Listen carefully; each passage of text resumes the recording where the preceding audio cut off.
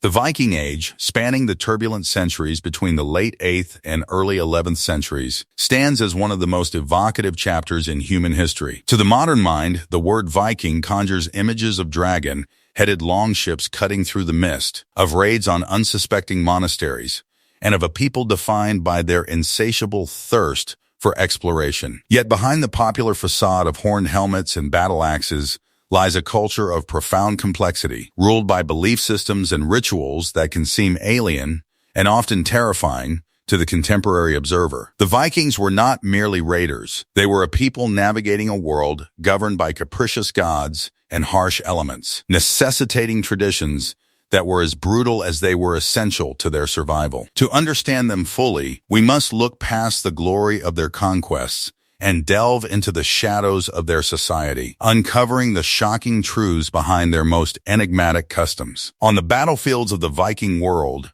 few sights were as terrifying as the arrival of the Berserkers. These were not ordinary soldiers. They were the living, breathing embodiment of primal fury. The very word berserker is rooted in the Old Norse language, likely combining bear, meaning bear, and serker, meaning shirt. This etymology suggests a totemic connection, implying that these warriors donned the pelts of bears to channel the animal's predatory power, or perhaps fought with a ferocity that stripped away their humanity entirely. In the chaos of combat, while other men fought for survival or coin, the berserker fought in a state of trance-like ecstasy known as the berserkergang. The Icelandic sagas describe them howling like wolves, biting the iron rims of their shields until their teeth cracked, and charging into the shield walls of their enemies with no regard for self-preservation. This psychological warfare was devastating. To an opposing army, a berserker appeared immune to pain, a force of nature that could not be reasoned with or easily stopped. The source of this supernatural rage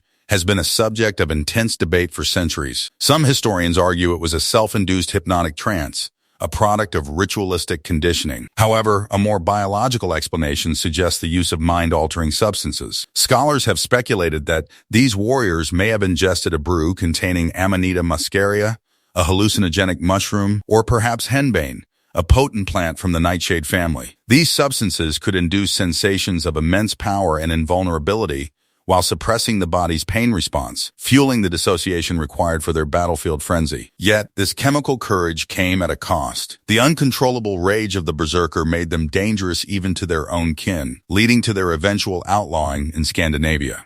As the cross of Christianity began to replace the hammer of Thor, the chaotic violence of the berserker became incompatible with the new societal order, fading into legend. While the berserker wore his ferocity on the battlefield, other Vikings wore their stories etched into their very skin. The image of the tattooed Norseman is a staple of modern media, yet the historical reality is shrouded in the decay of time. Because human skin does not survive the centuries in the acidic soil of Scandinavia, we lack direct archaeological evidence of Viking tattoos. However, we possess the vivid testimony of Ahmad Ibn Fadlan, a 10th century Arab diplomat and traveler. During his journey to the Volga River, he encountered the Rus Vikings, traders and warriors of Swedish descent. In his chronicles, he described them with a mixture of awe and revulsion, noting that they were tattooed from the tips of their fingers to their necks. He described these markings as dark green or dark blue figures, resembling trees,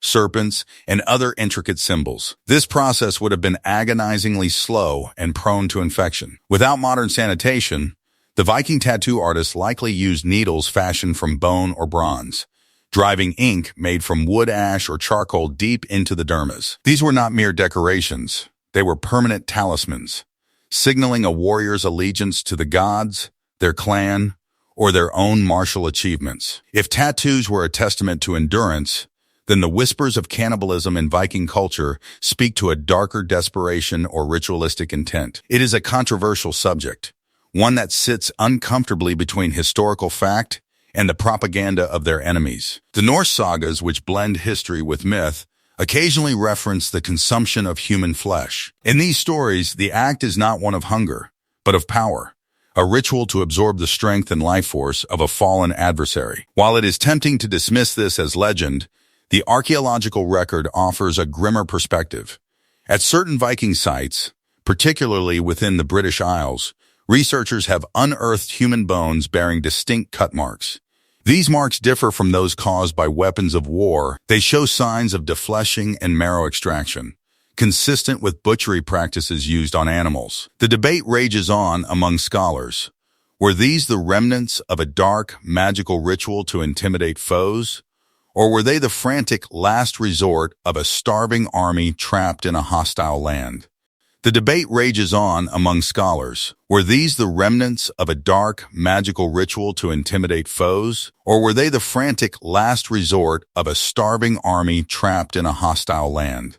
He wrote of a sacred grove adjacent to the temple where the sacrifices took place. According to his account, every 9 years, a grand festival required the sacrifice of 9 males of every living species, including humans. These victims were strung up in the trees, their bodies left to sway in the wind and decay, a grotesque gallery offered to Odin, Thor, and Freyr. To the Vikings, this was not murder. It was a maintenance of the cosmic balance, a belief that the gods granted prosperity only when life was given in return. Nowhere was the intersection of violence, ritual, and social hierarchy more evident than in the funeral rites of a chieftain. The Viking world was built on the backs of thralls, slaves captured in raids or born into servitude. Their utility extended beyond life.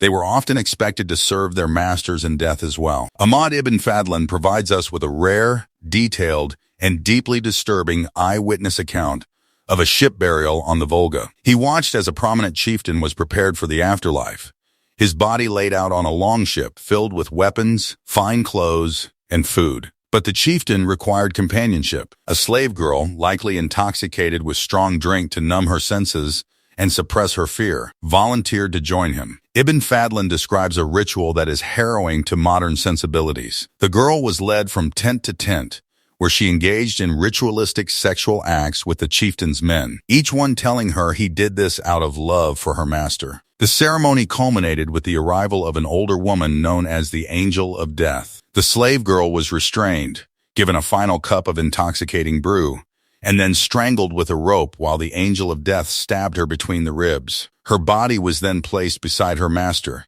and the ship was set ablaze, sending them both to Valhalla in a column of smoke and fire. This account underscores a stark reality. In the Viking belief system, the boundary between the living and the dead was porous, and the life of a slave was a currency to be spent for the glory of the free. Yet, among all the tales of Viking brutality, one ritual stands out as the subject of the most intense fascination and skepticism: the blood eagle. It is a method of execution so gruesome that it strains credulity, described in the sagas as the ultimate revenge reserved for those who had killed a Viking's father. The procedure, as written in the lore, involved restraining the living victim and carving the skin of their back open to reveal the spine. The executioner would then sever the ribs from the vertebral column using an axe or knife and pull them outward, resembling the spread wings of an eagle. In the final fatal act, the victim's lungs were said to be pulled through the opening, fluttering with their final breaths. Historians have long argued over the veracity of the blood eagle. Was it a literary invention,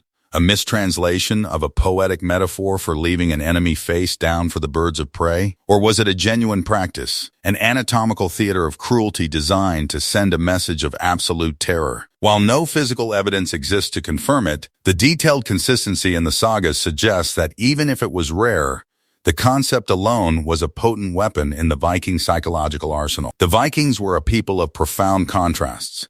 They were master shipbuilders who navigated the Atlantic, poets who composed complex verse, and artisans who created intricate jewelry. Yet, they were also a culture that embraced violence as a fundamental aspect of existence. Their traditions, from the drug-fueled rage of the berserker to the solemn horror of human sacrifice, reveal a worldview where life was fragile, the gods were demanding, and honor was more valuable than breath itself. As we unearth the physical remnants of their world, from the bones in British pits to the grave goods in Swedish mounds, we are forced to confront a history that is as bloody as it is brilliant. These practices, while abhorrent to the modern eye, were the rational actions of a people trying to impose order on a chaotic world. By understanding these dark rituals, we gain a truer, more complete picture of the Viking Age, not as a romanticized fantasy, but as a gritty, human reality. If this journey into the shadows of the North has captured your imagination, be sure to like this video